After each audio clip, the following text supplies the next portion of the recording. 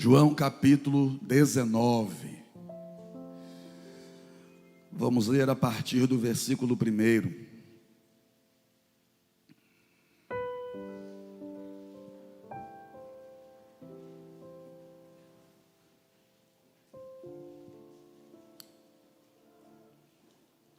Quem aqui conhece uma nota promissória? Levanta a mão para ver. Os jovens eu acho que não conhecem muito bem, não. Os mais antigos aí gostariam de não conhecer. Quem conhece uma nota promissória? Você sabia que existia uma? E lá na parte devedor o nome que estava era o seu? E o credor era Satanás? Você sabia disso? Colossenses 2,14 fala sobre isso, tá? A cédula de dívida que havia contra você, no seu nome, Jesus cravou ela lá na cruz e rasgou. Foi rasgado. Diga assim: eu não devo mais nada. Jesus pagou por mim. João 19, versículo 1. Pilatos, pois, tomou então a Jesus e o açoitou. E os soldados, tecendo uma coroa de espinhos, lhe puseram sobre a cabeça e lhe vestiram roupa de púrpura e diziam: salve, rei dos judeus, e davam-lhes bofetadas. Então Pilatos saiu outra vez fora e disse-lhes: eis aqui, vou-lo trago fora, para que saibais que não acho nele crime algum. Saiu, pois, Jesus fora, levando a coroa de espinhos e roupa de púrpura, e disse-lhes Pilato: eis aqui o homem. Quando viram-no, pois, os principais sacerdotes e os servos clamaram, dizendo: crucifica-o, crucifica-o. Disse-lhes Pilatos: tomai-o vós e crucificai-o, porque eu nenhum crime acho nele. Vá mais à frente agora, versículo 19.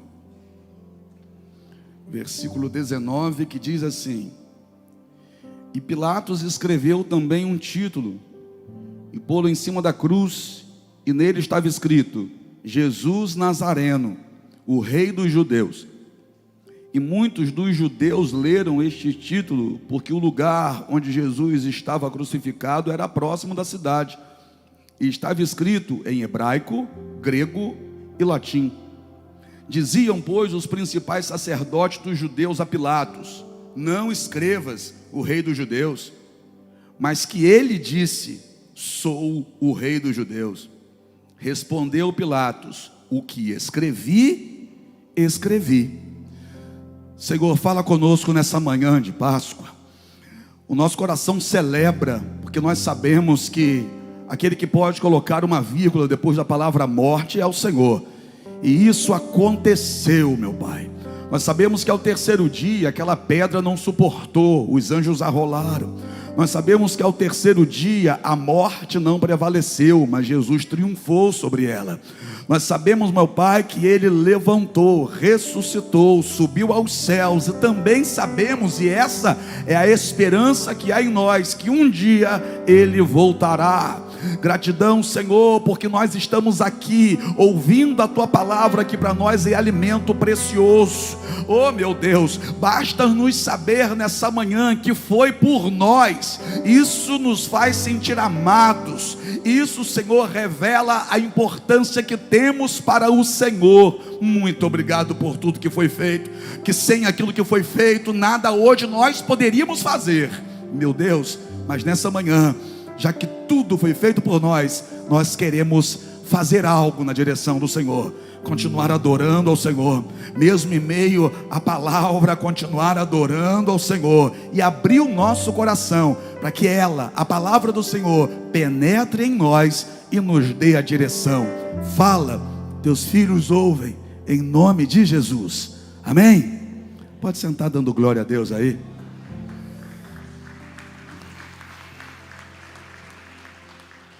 Pilatos era o governador, era aquele que foi pressionado.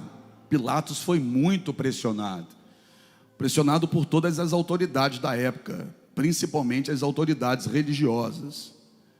Você vai ver nesse texto que lemos, apesar de ser um texto pequeno que lemos, você vai ver os líderes religiosos pressionando Pilatos e exigindo algumas coisas de Pilatos. Pilatos não queria lançar sobre Jesus nenhum tipo de condenação, e ele vai argumentar acerca disso. Era ele, naquele momento, que deveria julgar, só que quando ele olha para Jesus, ele vai dizer repetidas vezes que ele não encontra em Jesus nenhum tipo de condenação. E nós sabemos que momento era esse. Aquele momento, depois da última ceia, em que Jesus chama 3 dos seus discípulos, os 3 mais chegados, e pede para que ore com ele, e vai abrir o coração para ele, revelando ali a sua humanidade, sendo homem como o homem deve ser, sem esconder aquilo que se está sentindo, que quem fica escondendo aquilo que está sentindo, ou tentando prender isso no coração, está dando passos largos para uma depressão, para uma doença. Jesus naquele momento chama os 3 e diz: olha, a minha alma está triste até a morte, ficai aqui e orai comigo. Jesus vai mais adiante com esses 3, deixa os 3 em certo lugar, entra no jardim do Getsêmani e vai fazer a oração que todos nós conhecemos. Pai, se possível for, passa de mim este cálice sem que eu beba. Jesus está falando do cálice amargo, do cálice do sofrimento, de tudo aquilo que estava proposto diante dele, de tudo aquilo que na verdade ele veio cumprir.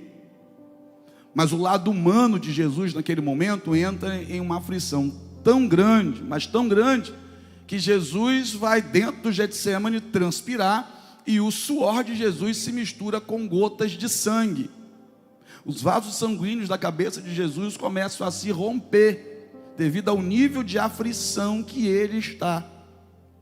Se a palavra não tivesse que se cumprir, Jesus teria morrido por um infarto dentro do jardim do Getsêmani, porque isso é característica de quem está à beira de um ataque. Só que o corpo de Jesus vai suportar aquilo, porque Jesus não pode morrer por infarto, mas ele vai morrer como um cordeiro sacrificado, o cordeiro de Deus que tira o pecado do mundo. Prendem Jesus, um amigo trai, o outro nega, os demais fogem, abandonam. Que coisa! Naquele momento de dor, de sofrimento, um amigo trai, outro amigo nega, e os outros amigos abandonam. Que situação! Jesus se vê agora na mão dos soldados e vai apanhar da mão deles, né?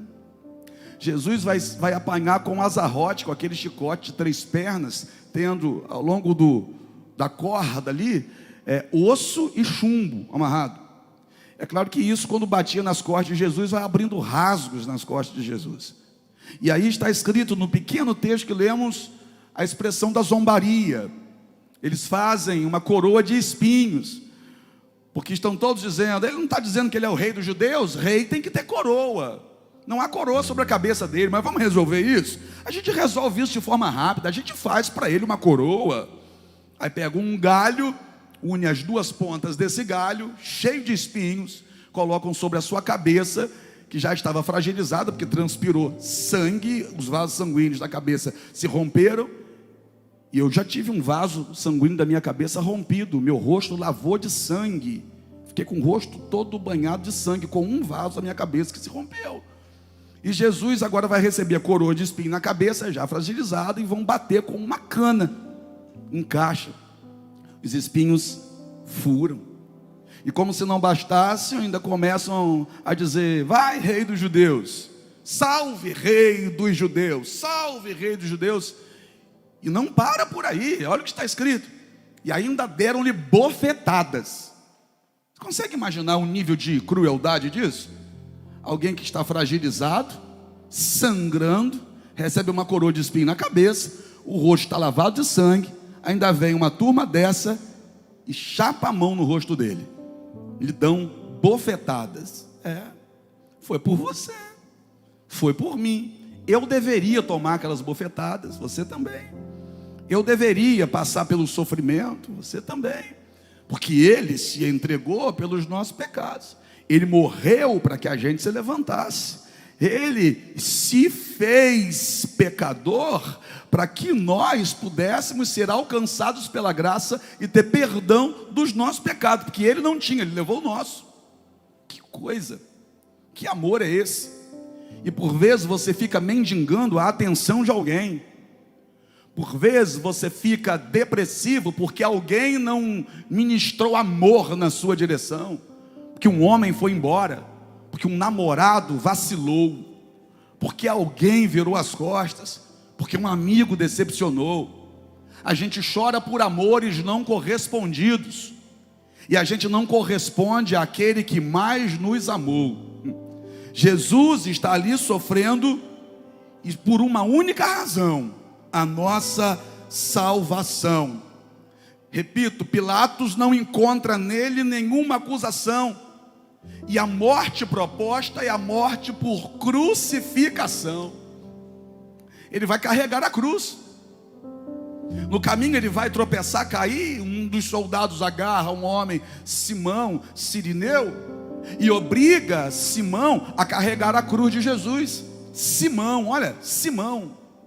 Um outro Simão, Simão Pedro, negou ele 3 vezes. Mas não tem problema isso, porque se um Simão nega, o pai levanta outro que ajuda. A gente fica chorando por quem se foi e não valoriza quem ficou ou quem chegou. Simão Cirineu vai ajudar Jesus a carregar a cruz, e foi a melhor coisa que poderia acontecer na história de Simão Cirineu. Por quê? Porque Simão Cirineu agora, ele vai se misturar a Jesus naquele momento de subir o Gólgota carregando a cruz, um Jesus que está todo lavado de sangue, e o sangue de Jesus está sobre a vida de Simão. Se você for lá em Atos dos Apóstolos, você vai ver um tal de Públio, que vai ser filho desse homem aqui. Por quê? Porque quando o sangue de Jesus me alcança, alcança toda a minha casa. Jesus leva a cruz, Simão ajuda, chega naquele lugar. Vão cravá-lo na cruz agora, né? Cravam a primeira mão, descobrem que o furo que havia, né, no outro lado da cruz, a mão de Jesus não chega naquele furo. Por quê? Porque essa cruz foi feita para Barrabás, não foi feita para Jesus, e Barrabás era maior. Então amarram uma corda aqui no punho de Jesus e puxam. Para quê? Para facilitar o serviço dos soldados, para poder a mão de Jesus ficar na direção do furo que está na cruz do outro lado, para se bater o prego ali e virar a ponta do outro lado. Aí deslocam os ombros de Jesus. Jesus está lá agora crucificado. Levantam essa cruz, e o pé da cruz vai ter que ser colocado naquele buraco que foi feito no chão, para que a cruz consiga ficar de pé, não é? E quando sobem Jesus, que descem, que bate o pé dessa cruz lá no fundo daquele buraco, há um impacto, e nesse impacto, o que está segurando Jesus na cruz são os cravos nas mãos e nos pés. Imagina a dor, imagina a dor. A gente que é da roça aqui, todo mundo aqui é da roça, quem sabe já furou o pé com espinho de laranja, né? Espinho de pé de laranja. Rapaz, aquilo dói, dói. Agora você imagina um cravo na mão, nas mãos, né? E junta os 2 pés e bate um ali também, atravessa os nervos dos pés e crava na cruz. E Jesus suportando tudo. Aí Jesus lá na cruz, Pilatos vai dizer assim, ó, vamos colocar uma placa nessa cruz, porque na cruz de cada um que estava sendo morto, se colocava ali a acusação dele. A acusação era colocada na cruz. Jesus está na cruz do meio. De um lado está Gestas, do outro lado está Dimas, 2 ladrões. Então, na cruz dos ladrões está escrito lá, ladrão. Tem uma plaquinha lá com o nome ladrão. Do outro lado também tem uma outra plaquinha lá com o nome ladrão. Aí Jesus está na cruz do meio. Aí Pilatos vai mandar fazer a placa para colocar na cruz em que Jesus está. Aí vai colocar o quê? Ladrão ele não é, fura-olho ele não é, traidor ele não é, mentiroso ele não é.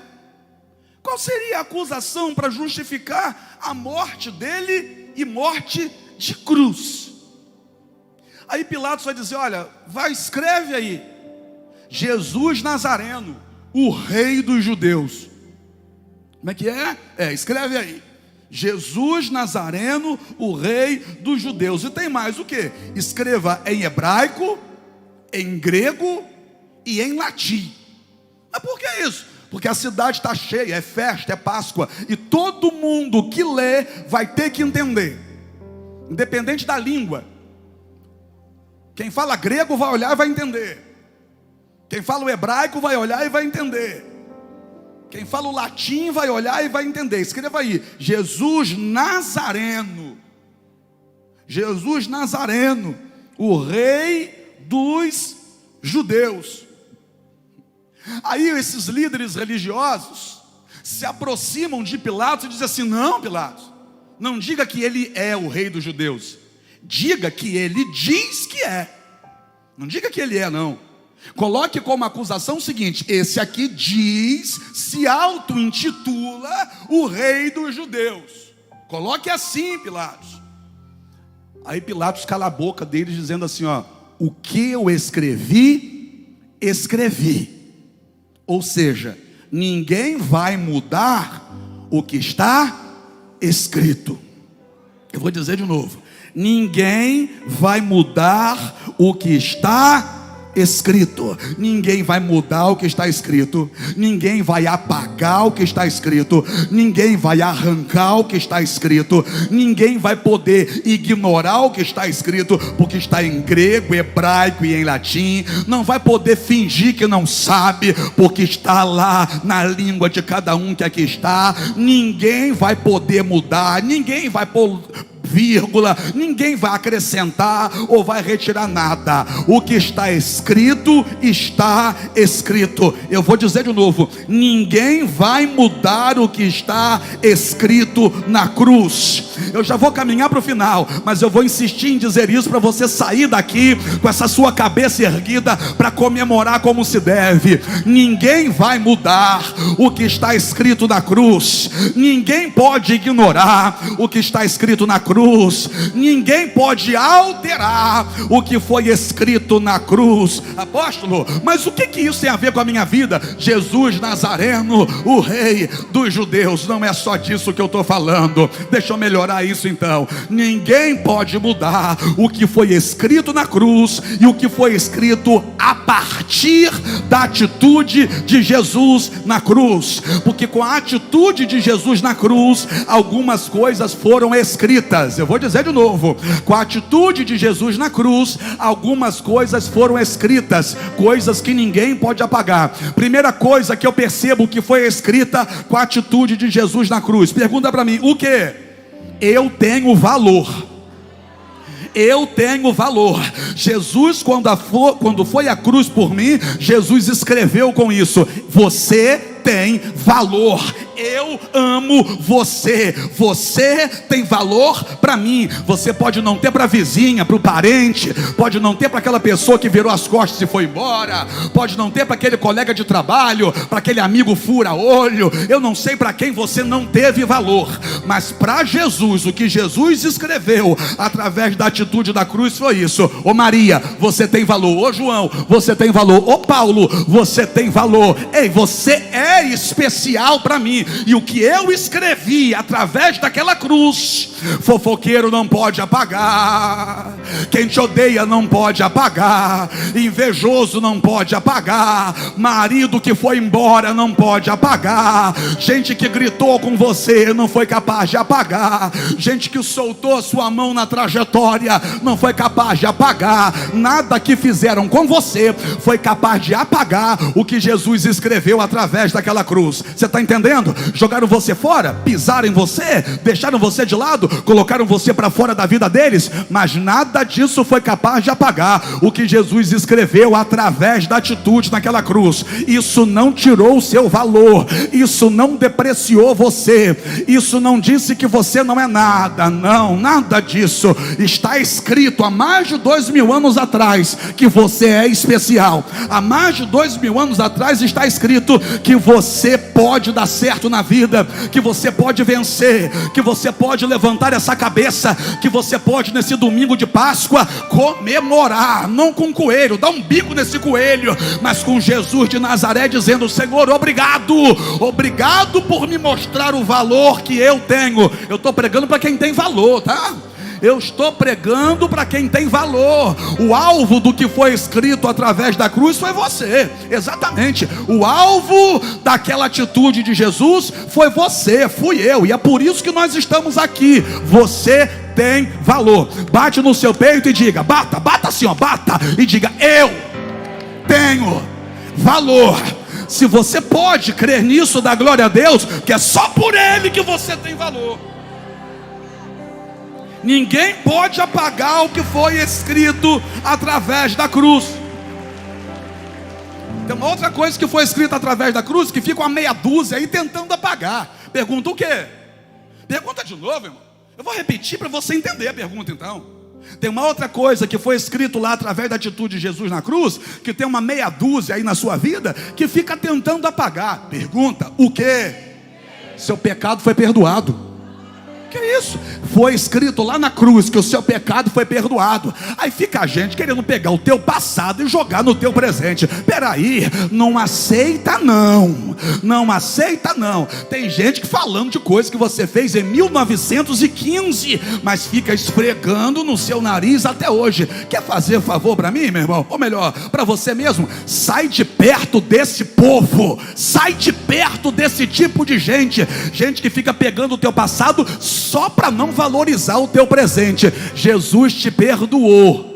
Jesus te perdoou. Você não é o que você fez lá atrás. Você é o que Jesus diz que você é. E o que Jesus está dizendo que eu sou? Ele escreveu com aquela cruz que você é pecador, arrependido e perdoado. Pecador, arrependido e perdoado. E perdão com o Senhor não é igual plano de saúde, que você se arrepende agora, aí tem o tempo de carência. Por exemplo, se você estiver grávida, já estiver grávida e der entrada hoje em um plano de saúde, que quiser fazer um plano de saúde, não vai cobrir o parto. Por quê? Porque tem o tempo de carência. Mas perdão com o Senhor não. Se arrependeu, Ele olha para dentro do teu coração. Se é verdade, Ele te perdoa agora. E o que Ele faz? Pega o teu passado e joga no mar do esquecimento. Mas tem uma meia dúzia de pescador de bosta que fica no mar do esquecimento tentando pegar o teu passado de volta para te afligir no seu presente. Uma meia dúzia de desocupado, de Maria vai com as outras, de gente frustrada, que não é feliz e se incomoda com a sua felicidade. Gente que não se arrepende e não admite você ter se arrependido. Ei, Jesus te perdoou. Fofoqueiro não tem nada a ver com isso. Jesus te perdoou. Jesus liberou perdão sobre a sua vida, e isso foi escrito lá atrás. E o que foi escrito na cruz, ninguém, demônio nenhum pode apagar. Só quem é perdoado, levanta a mão. Só quem é perdoado, levanta a mão. Levanta a mão, sabe por quê? Porque quem é muito perdoado ama muito a Ele. Jesus falou sobre isso, né? Quem muito recebeu perdão, muito ama. Quem é perdoado? Quem é perdoado? Aí eu reconheço que se não fosse Ele, eu não nem vivo estaria. Eu reconheço que se não fosse Ele, eu não teria me levantado hoje para vir cultuar. Ele perdoou, e perdoou você também. E isso está escrito, está aqui dentro. Se alguém disser aonde isso, apresenta a Bíblia e diz: está escrito aqui na cruz que Jesus perdoou os meus pecados. Está comigo para dar glória a Deus? Eu estou com vontade de pregar, irmão, mas eu já vou caminhar para o final. Que coisa! Um homem com o rosto sangrando entre dois ladrões. O ladrão que está do lado esquerdo, vou dar uma olhadinha para ele. Se tu é o Cristo mesmo, salva-te a ti mesmo, desce da cruz e tira a gente também. Se tu és. Se tu és. Você já fez de tudo por alguém, mesmo assim, se alguém não dá valor? Você faz de tudo pela pessoa, E mesmo assim a pessoa não valoriza e não reconhece o que você está fazendo por ela. Já passou por isso? É Jesus passando. Porque Jesus também está se entregando por aquele camarada ali. Porque se aquele camarada se arrepender, ele pode ser salvo ainda. Ele está na cruz, está vivo ainda. Ainda está vivo, dá tempo.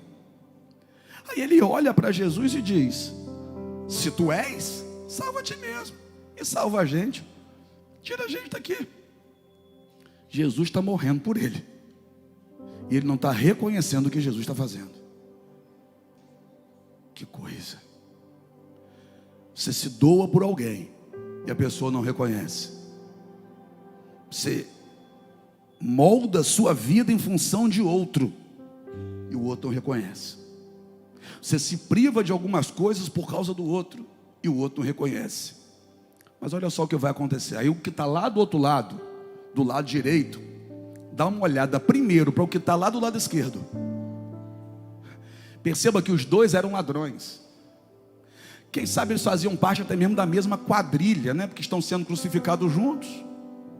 O que eu quero dizer para você é que eles chegaram até ali juntos, com a mesma condenação, com as mesmas práticas. Chegaram até ali fazendo as mesmas coisas.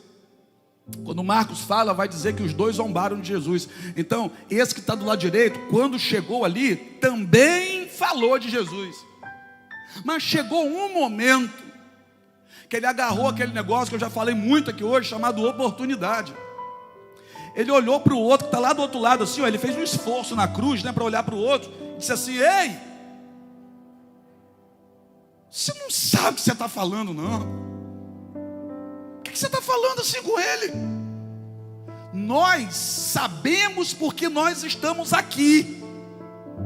Mas e ele, que mal fez para estar passando por isso? O que o daqui, do lado direito, está dizendo do lado esquerdo é o seguinte: até hoje eu andei com você, mas a partir de hoje eu quero estar com ele. Não é porque até hoje a gente fez a mesma coisa que eu vou continuar fazendo. Cala a sua boca, fica quieto. Aí ele olha para Jesus e diz assim, ó: Senhor, lembra-te de mim quando entrares no seu reino. Reconheceu Jesus como Senhor e Rei. Senhor, lembra-te de mim quando entrares no seu reino. Reconheceu no último minuto da vida dele Jesus como Senhor e Rei. Aí Jesus olhou para ele e disse assim, ó: ainda hoje estarás comigo no paraíso. E sabe para quem que esse cidadão do lado direito está falando isso? Para um homem que está pendurado na cruz com o rosto coberto de sangue. Agora vamos falar de 3 discípulos, 3 só: Pedro, Tiago e João. Que Pedro, Tiago e João um dia subiram com Jesus um monte, e a gente vai conhecer essa passagem como o Monte da Transfiguração. Lá no Monte da Transfiguração, Jesus, de acordo com a Bíblia, Jesus estava no meio de Moisés e Elias, com o rosto tomado pela glória. Olha que coisa. Aí Pedro, Tiago e João viram Jesus entre Moisés e Elias, com o rosto tomado pela glória. E onde é que eles estavam? Cadê Pedro aqui? Negou 3 vezes. E agora? E agora esse ladrão do lado direito da cruz está vendo Jesus entre 2 ladrões com o rosto coberto de sangue. Pedro viu Jesus entre Moisés e Elias com o rosto coberto da glória. Mas não está aqui. Não está aqui. Esse homem está vendo Jesus entre 2 ladrões com o rosto coberto de sangue. Mas ele olha e diz: Senhor e Rei. Senhor e Rei. Senhor e Rei. Por quê? Porque ele entende o que Jesus está escrevendo naquela cruz. E ele descobriu que o que Jesus está escrevendo naquela cruz está impactando a vida dele. Ei, olha aqui para mim. Quando você entender que o que Jesus escreveu naquela cruz tem impacto na sua vida, você nunca mais vai andar de cabeça baixa, nunca mais vai se esconder, nunca mais vai aceitar ser pisado e humilhado, nunca mais vai ficar chorando, mendigando a atenção de ninguém, nunca mais vai ficar se arrastando atrás de pessoas, nunca mais vai aceitar ser tratado como se fosse um lixo lá fora. O que ele escreveu na cruz tem impacto na sua vida. Como assim? Ele faz com que você seja co-herdeiro com ele. Apóstolo, eu não estou entendendo, eu não sei quanto a você, mas eu decidi que eu vou reinar com ele, porque é isso que a palavra diz. Ninguém pode mudar o que foi escrito na cruz. Jesus te perdoou, isso foi escrito na cruz. Você não merecia, mas ele te amou, isso foi escrito na cruz. Jesus tem uma nova história para você, isso foi escrito na cruz. Jesus veio para que você tenha vida e vida em abundância, isso também foi escrito na cruz, porque ele veio para isso. Jesus quer levar salvação para a tua casa, e isso foi escrito na cruz. Não importa o que você fez hoje, antes de entrar aqui, se você quiser, agora ele muda você, e isso foi escrito na cruz. E como Pilatos disse, o que está escrito, está escrito. Ninguém pode mudar o que foi escrito na cruz. Fique em pé para a gente terminar.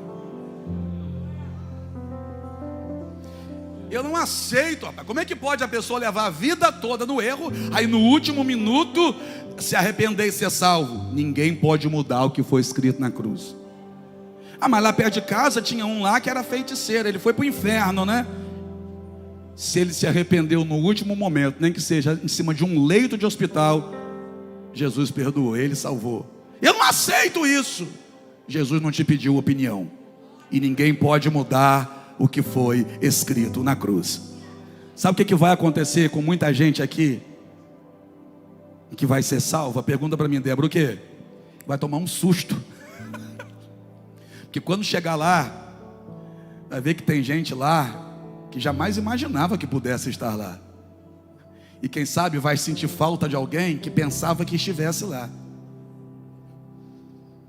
Deixa eu falar para você, irmão, e agora é sério. Se você partir agora, você aparece no céu ou no inferno? É para você parar e pensar, ué. É para você parar e pensar. Se esse agora for o último instante, se você tiver um ataque cardíaco aqui agora e pum, cair duro, igual um coco no chão, é céu ou inferno? Quem vem te buscar? Anjos ou demônios? Você vai ser levado para onde? Porque por vezes a gente é muito bom em analisar o que está acontecendo com a vida do outro. A gente quer dizer daquele vizinho, daquele colega de trabalho, até daquele irmão de igreja. Mas é só para te lembrar que salvação não passa pelo seu critério de avaliação. É entre a pessoa e Deus, independente se você concorda ou não. Rapaz, se os crentes da minha geração estivessem lá perto da cruz, ia dizer: que absurdo é esse? Esse sujeito aí, rapaz, Jesus dizer que vai estar com ele no paraíso? É, não é? Se a turma, os religiosos, os crentes fofoqueiros, você conhece algum crente fofoqueiro? Não aponta o dedo. Se os crentes fofoqueiros, linguarudo, atribulado, raça ruim da minha geração, tivesse lá e apontar o dedo dizendo: não aceito isso. Mas ninguém pode mudar o que foi escrito na cruz, nem crente fofoqueiro. Mas se você morrer hoje, agora, estou te amaldiçoando não, pelo amor de Deus, é céu ou é inferno? Deixa eu contrariar um pouquinho a turma aí. Não existe purgatório. Que isso, apóstolo? Eu aprendi. Você aprendeu, né? Um dia também me ensinaram. Se você achar purgatório na sua Bíblia, me faz um favor, me dá ela de presente. Eu ignoro o almoço que eu tenho hoje com a minha sogra e como a Bíblia. Engulo ela, sem tomar suco de uva. Não existe purgatório na Bíblia. Porque seria tão fácil, né? A pessoa pinta e borda, morre, aí os parentes acendem umas velas, faz umas missas, para expurgar os pecados. Purgatório é como se, na visão deles, né? É como uma esponja suja, e quando você acende a vela, vai apertando essa esponja e a sujeira sai. Morreu, ou é céu, ou é inferno. Mas por que isso? Nessa data a gente tem que pensar muito nisso também. Porque há mais de 2000 anos atrás, Jesus se entregou em uma cruz para me dar a oportunidade de ir para o céu. O que eu tenho feito com essa oportunidade que Ele está me dando? Céu ou inferno? Eu acho melhor, desde agora, você zerar tudo e reconhecer Ele como Senhor e Rei. Porque ninguém pode mudar o que foi escrito na cruz. Vamos adorar a Ele, vamos?